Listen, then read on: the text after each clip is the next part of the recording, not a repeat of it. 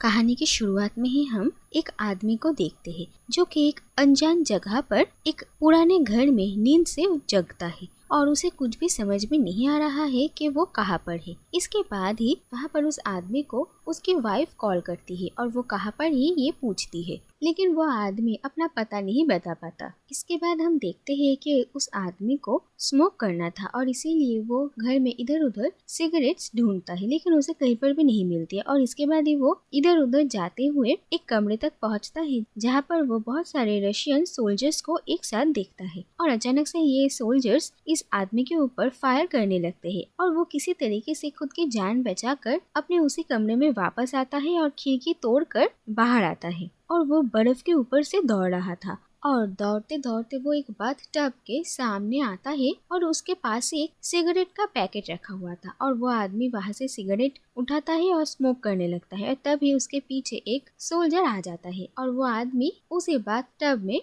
Jump करता है और इसके बाद हम देखते हैं कि वही आदमी अपने बाथरूम के बाथ टब से उठता है और हमें पता चलता है कि इस आदमी का नाम है के और वो एक सक्सेसफुल बिजनेसमैन है। और के एक बहुत ही कॉन्फिडेंट आदमी है, लेकिन वो नार्सिसिस्ट भी है और एरोगेंट है और के स्मोकिंग के लिए एडिक्टेड है। के की वाइफ अंजलि और उसके बाकी सारे फ्रेंड्स उसे ये समझा कर थक गए हैं कि वो स्मोकिंग अब क्विट कर दे, लेकिन के किसी की बात नहीं सुनता। इसके बाद एक दिन के अपनी वाइफ और फ्रेंड्स के साथ डिनर के लिए बाहर जाता है और स्मोक करने के लिए थोड़ी देर के बाहर आता है और तभी के साथ उसके एक पुराना फ्रेंड अब्बास की मुलाकात होती है और ये पता चलता है कि अब्बास भी स्मोक किया करता था, लेकिन उसने एक रिहैब सेंटर में जाकर अपनी स्मोकिंग की इस हैबिट को क्विट किया है। और अब्बास के को भी सजेस्ट करता है कि वो प्रयोगशाला नाम के इसी सेंटर में जाए और अपनी स्मोकिंग को क्विट करे, लेकिन के को इस बात में ज्यादा दिलचस्पी नहीं थी। लेकिन के की वाइफ इस बात को सीरियसली लेती है और वो अब्बास से उस प्रयोगशाला का कार्ड भी लेती है। और दूसरी तरफ ये देखा जाता है कि इस स्मोकिंग की हैबिट के लिए उसकी और अंजलि की मैरिड लाइफ में भी प्रॉब्लम्स हो रही थी और अंजलि के को बार बार समझाती है कि वो इस आदत को छोड़ दे, लेकिन के किसी की भी बात नहीं सुनता।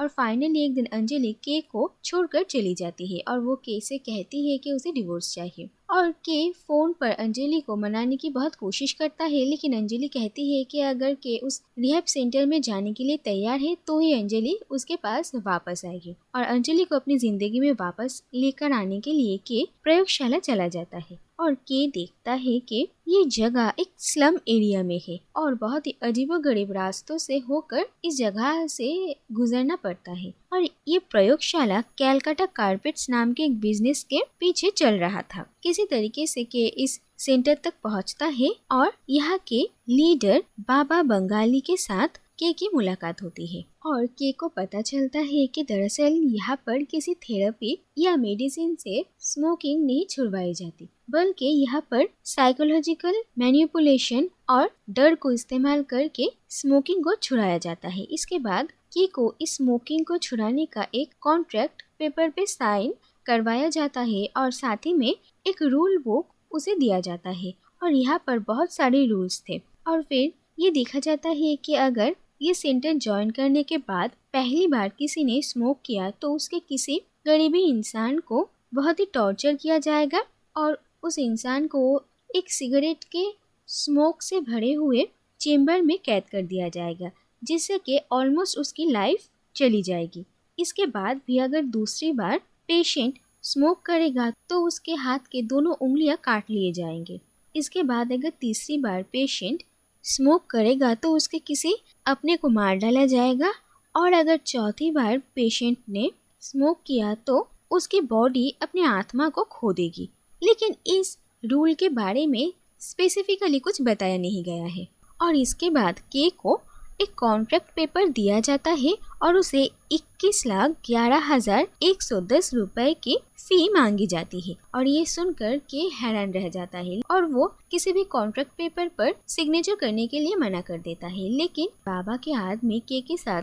जोर जबरदस्ती करने लगते हैं और मजबूरी में के को अपना चेक साइन करके देना पड़ता है और कॉन्ट्रैक्ट पेपर भी साइन करने पड़ते हैं। इसके बाद बाबा के को कहते हैं कि वो यहाँ से जाने के लिए फ्री है और ये बात सुनकर के थोड़ा हैरान होता है और जाने से पहले बाबा बाबा एक बार फिर से के को ये याद दिला देते हैं कि उसे हर रूल्स फॉलो करने पड़ेंगे और स्मोक नहीं करना है। इसके बाद के जब वापस से उसी अजीबोगरीब रास्ते से बाहर आता है तो उसे ये सब कुछ छलावा लगता है और वो इन सब में नहीं मानता। इसके बाद कार चलाते हुए के स्मोक करता है और अचानक उसकी कार की एक्सीडेंट हो जाती है, लेकिन के को ज्यादा चोट नहीं लगती, बस उसे सुनाई देना बंद हो जाता है। इसीलिए के को कान में मशीन लगाना पड़ता है। इसके बाद के को पता चलता है कि उसकी छोटे भाई की तबीयत बहुत खराब है, जो कि बहुत दिनों से हॉस्पिटल में एडमिट था क्योंकि उसका एक लंग काम नहीं करता है। और इसके बाद के को पता चलता है कि दरअसल स्मोक करने के लिए अब के को सजा मिलती है और सजा के तौर पर उसके छोटे भाई को एक सिगरेट के स्मोक से भरे हुए चेम्बर में बंद कर दिया गया था और इसीलिए उसकी तबीयत खराब है। और के को लगता है कि ये गैंग बहुत बड़ी है और इन लोगों से बचने के लिए इस बार के एक अननोन जगह पर चला जाता है और के को जाने से पहले खुद भी नहीं पता था कि वो कहाँ पर जा रहा है। और फाइनली वहाँ पर पहुँच कर के स्मोक करने लगता है। तभी वहाँ पर भी उसे बाबा कॉल करते हैं और उसे वार्न करते हैं। इसके बाद के प्रयोगशाला में वापस जाता है और ये देखा जाता है कि के दोनों उंगलियां काट लिए जाते हैं और उसे उसकी दूसरी सजा भी मिल जाती है। और इसके बाद से ही के इन सब में यकीन करने लगता है और वो स्मोक करना छोड़ देता है और किसी तरीके से अपनी लाइफ जी रहा था। और के इस प्रयोगशाला का एक पेशेंट बनने के बाद ही हम देखते हैं कि अब्बास के घर एक बॉक्स आता है जहाँ पर उसकी एक कटी हुई उंगली थी और उस उंगली को अपने हाथ में लगाने के बाद ही अब्बास का वो उंगली अपनी बॉडी से जुड़ जाता है, मानो कि वो कभी अलग हुई नहीं थी। और ये देखकर अब्बास बहुत खुश होता है। इसके बाद ही एक दिन के साथ उसके एक पुराने फ्रेंड एलेक्स की मुलाकात होती है और एलेक्स सिगार का बिजनेस करता था और यहाँ पर उसके बिजनेस का एक इवेंट था और के को इस इवेंट में जाना पड़ता है। और एलेक्स के को एक सिगार ऑफर करता है, लेकिन के इसके लिए मना कर देता है। तो एलेक्स जबरदस्ती के मुंह में सिगार दे देता है, लेकिन के स्मोक करने से पहले ही उस सिगार को फेंक देता है। लेकिन इसके बाद ही देखा जाता है के को पुलिस कॉल करती है और कहते हैं कि के की वाइफ की मौत हो गई। और ये बात सुनकर के बहुत हैरान होता है क्योंकि इस इवेंट में के अपनी वाइफ अंजलि के साथ ही आई थी। लेकिन इसके बाद के देखता है कि अंजलि यहाँ पर आसपास कहीं पर भी नहीं है और के फौरन घर जाता है और घर पहुंचकर वो देखता है कि पूरा घर बिखरा पड़ा हुआ है। और इसके बाद पुलिस को शक होता है कि अंजलि के मौत के पीछे के का ही हाथ होगा, लेकिन के उन लोगों को समझाने की कोशिश करता है कि ये सब कुछ क्यों हो रहा है, लेकिन पुलिस के की बातों पर यकीन नहीं करते। इसके बाद के प्रयोगशाला कॉल करते हैं और बाबा से बात करते हैं और वो बाबा को ये क्लियर करते हैं कि इस बार उसने स्मोक नहीं किया था, बल्कि स्मोक करने से पहले ही उसने अपने मुंह से सिगार फेंक दिया था। और हर जगह के हर पेशेंट का रिकॉर्ड बाबा के पास होता था और उसी वक्त का वीडियो फुटेज देखकर बाबा को भी ये समझ में आता है कि सही बोल रहे हैं। लेकिन बाबा कैसे कहते हैं कि अब बहुत देर हो चुकी है और उन लोगों की गलती के लिए वो सॉरी बोलते हैं। और ये बात सुनकर के हैरान हो जाते हैं और वो पुलिस को प्रयोगशाला और बाबा के बारे में सब कुछ बताते हैं, लेकिन पुलिस के पर यकीन नहीं करते। और आखिरकार पुलिस के को फिर से स्मोक करने के लिए कहते हैं और इस बार अगर के किसी अपने की जान गई तो ही वो लोग के पर भरोसा करेंगे और मजबूरन के को स्मोक करना पड़ता है। और इसके बाद ही ये न्यूज आती है कि के छोटे भाई की मौत हो गई है और ये बात सुनकर सभी हैरान होते हैं और के को पुलिस स्टेशन लेकर आया जाता है और उसके छोटे भाई की सुसाइड नोट पर ये लिखा हुआ था कि उसके मौत के पीछे उसके बड़े भाई की हाथ है। और ये बात जानकर के बहुत हैरान होता है। इसके बाद पुलिस के किसी भी बातों पर यकीन नहीं करते और उसे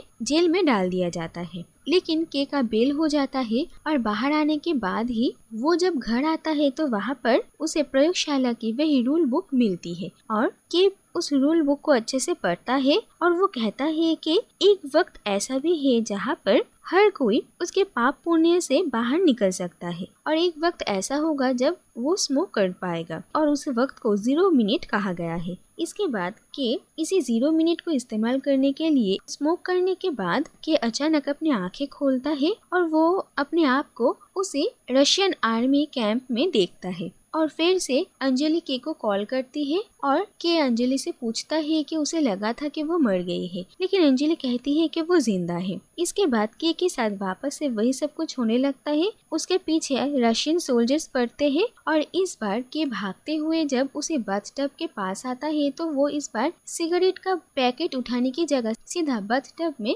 जंप करता है और जंप करने के बाद के देखता है कि वो किसी कैद खाने में है और वहाँ पर उसके जैसे ही बहुत सारे लोग हैं और उस कैद खाने के एक खिड़की से वो अपने आप को और अंजलि को बाबा के साथ देखते हैं और बाबा इस बार एक डॉक्टर के भेष में है और वो अंजलि और के को बताते हैं कि के अब पूरी तरीके से ठीक है और उन्होंने स्मोकिंग को क्विट कर दिया है। लेकिन के बिल्कुल शांत है, वो कुछ भी नहीं कह रहा है और कैद खाने से के बार बार खुद को और अंजलि को आवाज लगाता है, लेकिन कोई भी उसकी बातों को नहीं सुनता है। और आखिरकार ये समझ में आता है कि अगर चौथी बार किसी ने स्मोक किया तो उसकी आत्मा इस तरह से उसकी बॉडी से अलग हो जाएगी और इसी तरीके से फाइनल पनिशमेंट भी पूरी हो जाती है। और इसके बाद के एक दिन नींद से उठता है और वो देखता है कि अंजलि उसके पास ही सोई हुई है और फिर के बाथरूम जाता है और वो देखता है कि उसके दोनों उंगलियां मिसिंग है और ये देख कर के बहुत हैरान होता है।